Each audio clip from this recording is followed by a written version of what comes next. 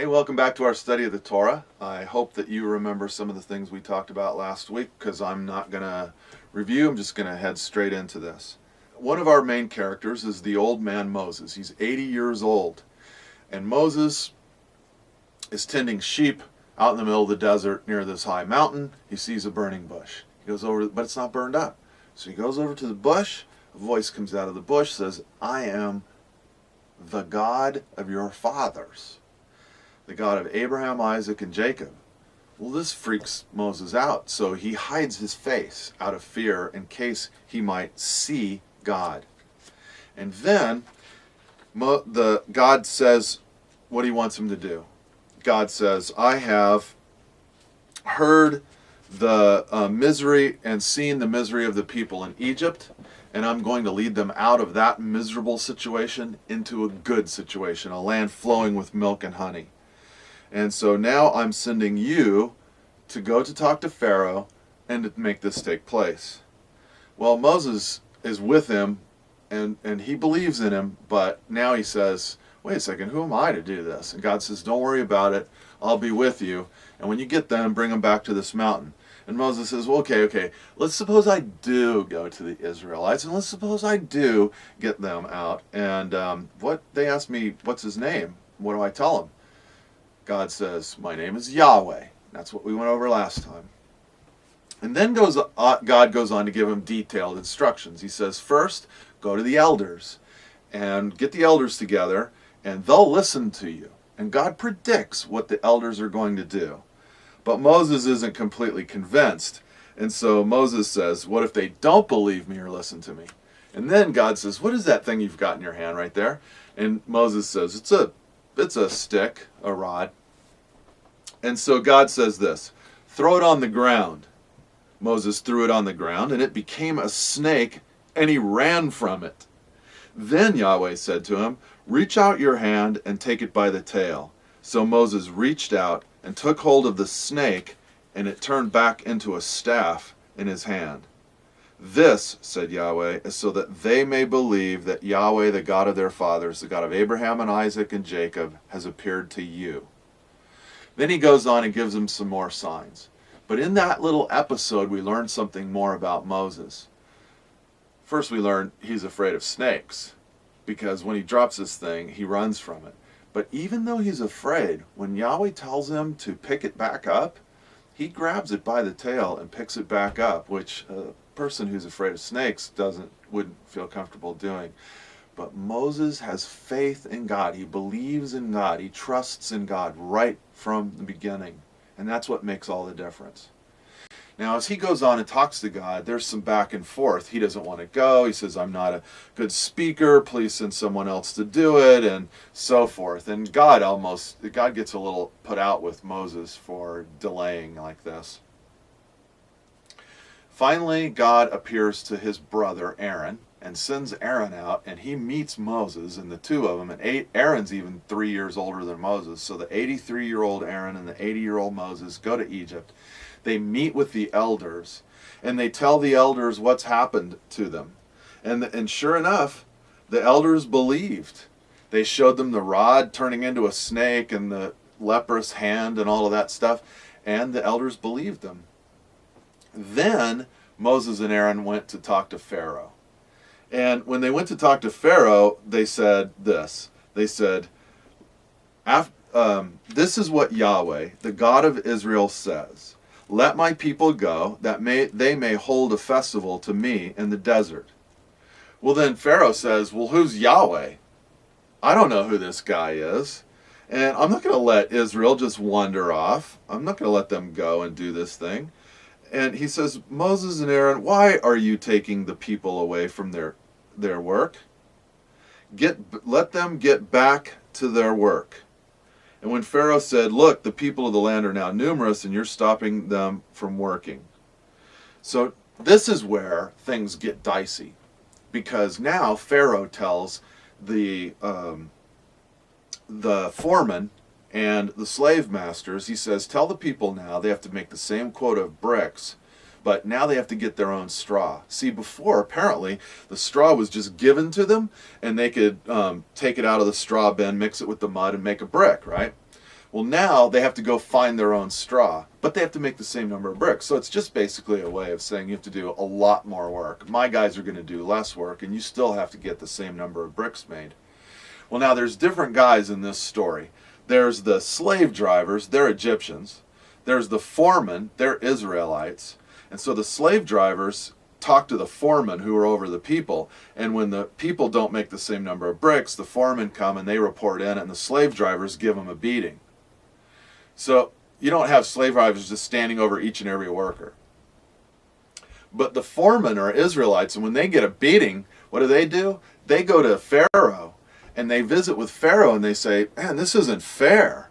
You know, we got to make more bricks with the same number of straw. And they're acting like, it's the slave driver's fault, not Pharaoh's. And they're saying as if, And so here's what Pharaoh says back to him. Pharaoh says, lazy. That's what you are, lazy. That's why you come here saying, let us go sacrifice to Yahweh. Now get to work. You will not be given any straw, yet you must produce your full quota of bricks. Well, the Israelite foremen realize they're in trouble when they're told this. And so what do? They go talk to Moses and Aaron. And they look at Moses and they say, thanks a lot. May Yahweh look upon you and judge you. You have made us a stench to Pharaoh and his officials and put a sword in their hand to kill us. Well, what is Moses going to do? Moses goes to God. And Moses cries out to Yahweh and says, Lord, why have you brought trouble upon this people? Is this why you sent me? Ever since I went to Pharaoh to speak in your name, he has brought trouble upon this people, and you haven't rescued your people at all. Now, this is where things get interesting. And after the break, we'll begin to talk about the plagues and the things that come forward.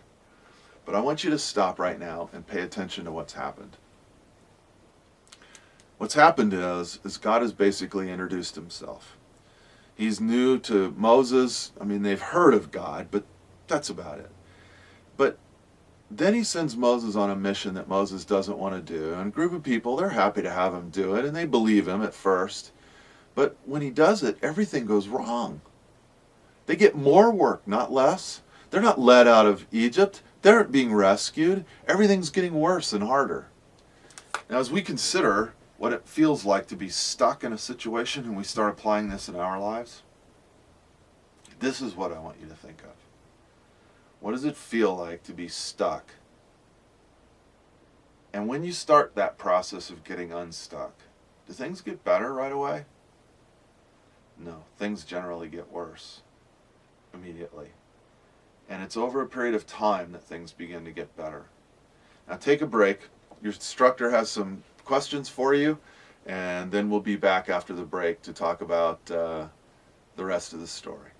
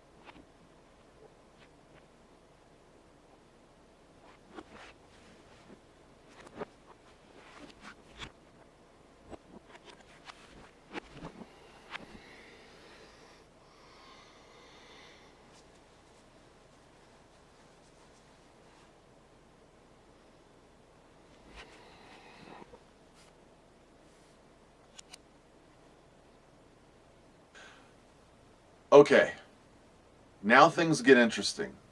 Moses has gotten started doing what he's supposed to do, and things have gone badly. Pharaoh doesn't like it. The people are working harder. Moses is unpopular. Moses isn't liking even God very much at this point. But when Moses calls out to God, Moses says this. God says this. Now you will see what I will do to Pharaoh. Because of my mighty hand, he will let them go. Because of my mighty hand, he will drive them out of his country. Now stop right there and listen to this. When God is saying this, pay special attention. These are some great words right here. Because what God is doing is he's preparing Moses to understand that everything that's about to happen is God and God only. There is no other cause for this. And what will lead the people out of Egypt is not their strength as warriors, not their ability as negotiators. It doesn't have to do with Moses or Aaron or anyone or anything other than Yahweh himself. He's the one that gets us unstuck out of a bad situation, and he's the one that we need to know and rely on. And these are those words. And so what God has done up until now, God set the whole thing up. He knew perfectly well Pharaoh was going to harden his heart. He knew perfectly well these things were going to happen. And that's why God says this. He says, now watch what I'm going to do. And then God says this, I am Yahweh. I appeared to Abraham, Isaac, and Jacob as God Almighty, but by my name, Yahweh, I did not make myself known to them. I also established my covenant with them to give them the land of Canaan where they lived as aliens. Moreover, I've heard the groaning of the Israelites, whom the Egyptians are enslaving, and I've remembered my covenant. Therefore say to the Israelites, I am Yahweh, and I will bring you out under the yoke of the Egyptians. I will free you from being slaves. I will redeem you with an outstretched arm and with mighty acts of judgment. And I will take you as my own people, and I will be your God. And then you will know that I am Yahweh, your God, who brought you out from under the yoke of the Egyptians. And I will bring you to the land I swore with uplifted hand to give to Abraham, Isaac, and Jacob, and I will give you that as a possession. I am Yahweh. Powerful words, but the Israelites didn't believe. The Israelites didn't believe it because of their discouragement and cruel bondage. Now, here's where, again, we have a point in common with Israel. People are offered freedom by God, but they don't believe that God will do it. They think they have to do it themselves. They think they have to believe in themselves. They have to do it by discipline or whatever else. And so let's take another quick break, and I've given a question and comment to your teacher to review with you.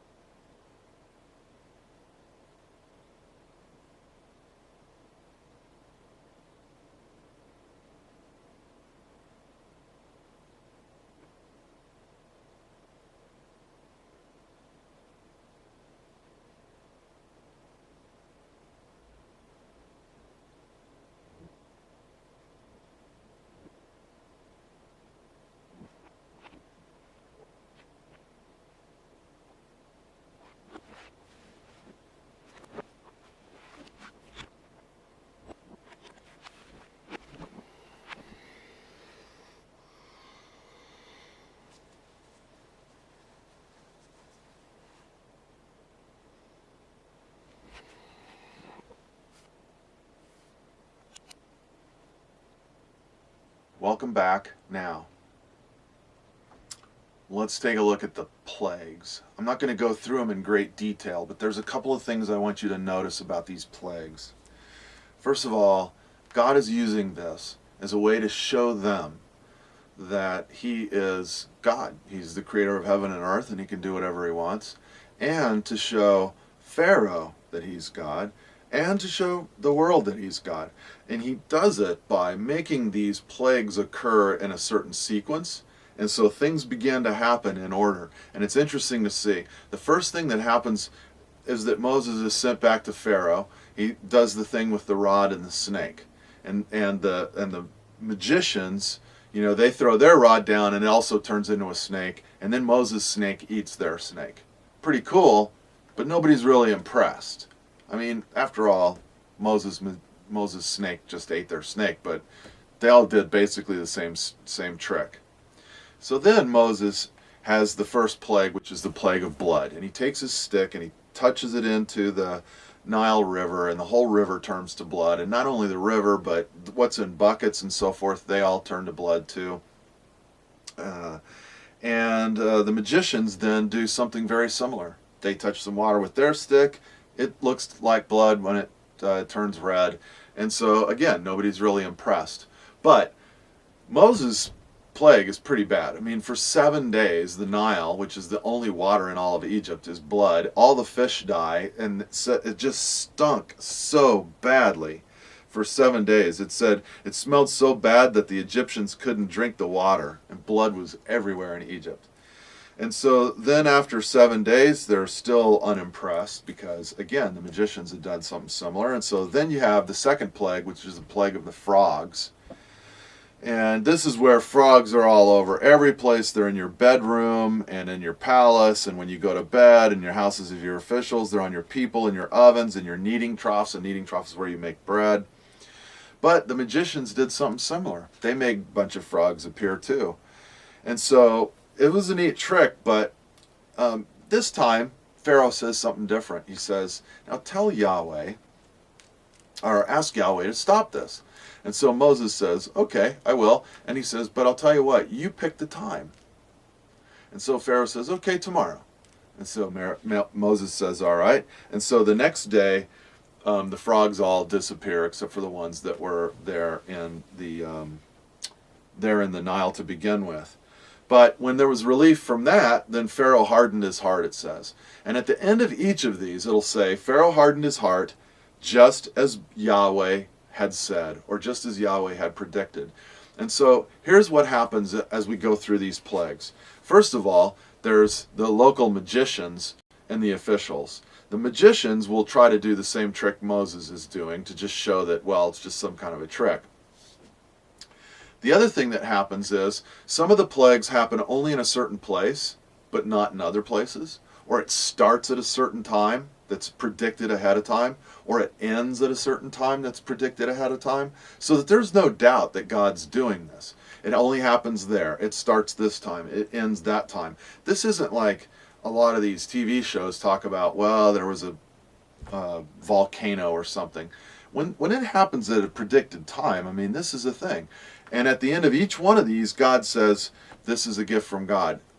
Pharaoh seems to be softening, but what really happens is everyone around him softens as we go through these. When it gets to the plague of gnats, which is the third plague, gnats are all over everywhere. It's a big mess and very graphic, and you should study this on your own.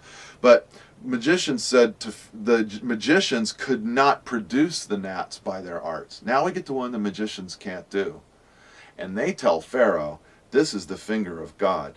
But Pharaoh's heart's still hard. Then you get to the plague of the flies, and this is where things are different in different places. There's piles of flies everywhere in Egypt, but in the part of Egypt where the Israelites live, there's no flies. It's all perfectly clear. So then Pharaoh says, okay, I'll let you go offer sacrifices, but you can't go very far. And this is where Pharaoh begins to negotiate. And he'll go through the next plagues and say, well, you can only take the men, or you can't take the animals, or you can't go very far, or it's always something. And he starts negotiating.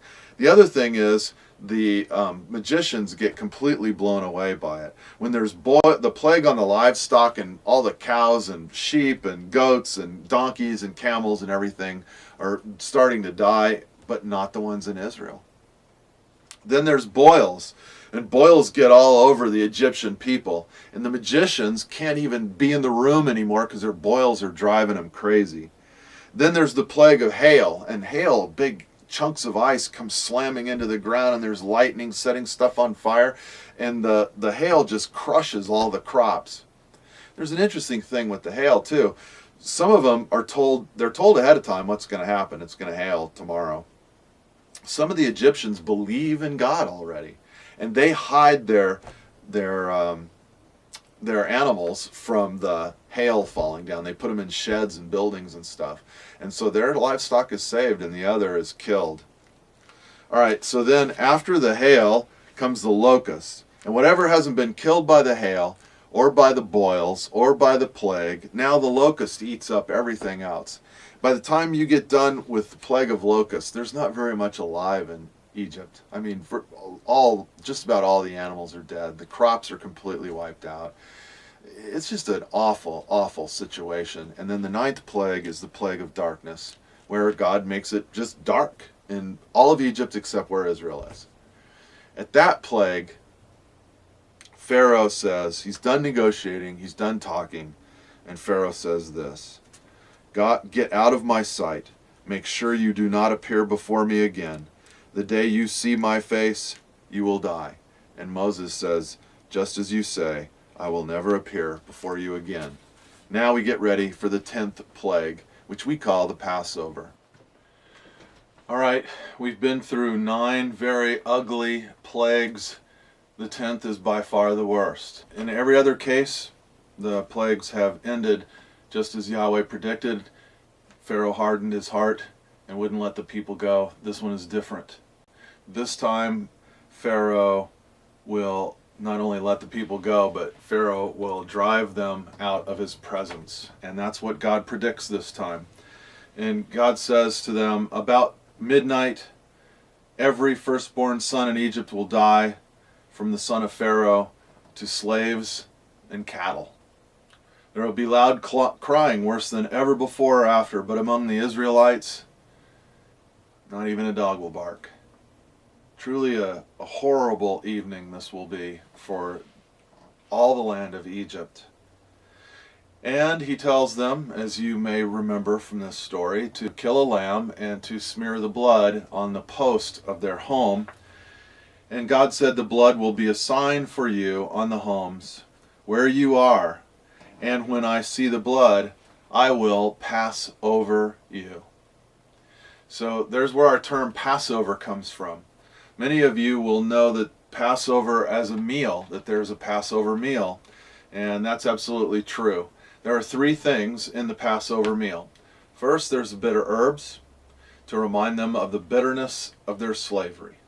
Secondly, there's unleavened bread to remind them of the fact that they didn't have time for the dough to rise when there was no leavening in the bread, which is what makes bread rise, and they didn't have time for that. So they got out of town quickly.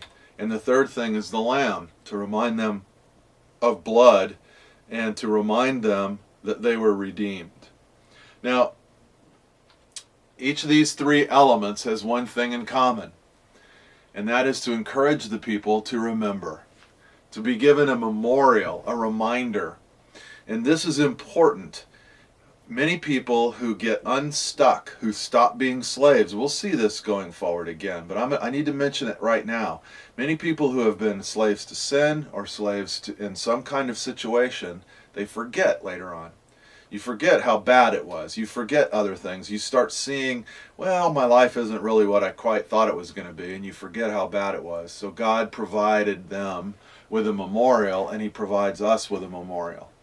The other thing I want you to remember from this episode is that each of these events took place to redeem the people. The blood of the lamb is a particular reminder of that. Redemption doesn't just mean deliverance, like God used His power to get people out of a stuck situation. Rather, what it means is that God bought their freedom. He paid a ransom. And that's important because it would be unjust of God just to let people out just because he can. But God rather actually paid for their freedom, and he pays for ours. Listen to this passage that's read in the Passover time. The words of Moses. In days to come, when your son asks you, what does this mean? Say this to him. With a mighty hand Yahweh brought us up out of Egypt, out of the land of slavery. When Pharaoh stubbornly refused to let us go, Yahweh killed every firstborn in Egypt, both man and animal. This is why I sacrifice to Yahweh the first male offspring of every womb, and redeem each of my firstborn sons. And it'll be like a sign on your hand and a symbol on your forehead that Yahweh brought us out of Egypt with his mighty hand. This idea of redemption is critical, and it's important that we were redeemed and that we regularly remember this. I'm going to offer you this idea to leave this section with. Remember, in the Church of Christ in Rome, Paul wrote this: the wages of sin is death, but the gift of God is eternal life. Sin carries with it the death penalty, and to pay that off requires death. And so Jesus became our Passover lamb. His blood forgives us. All of our sins, they don't just go away, they're paid for. The Son of Man didn't come to serve, to be served, but to serve, and to give his life a ransom for many. Christ, our Passover lamb, has been sacrificed. How much more will the blood of Christ cleanse our consciences from acts that lead to death? The Passover is the beginning of God's way of telling us that we were redeemed and that we need to remember that regularly. Here's what I want you guys to remember from this lesson today. Moses is our reluctant leader. And when he starts doing things, everything goes wrong.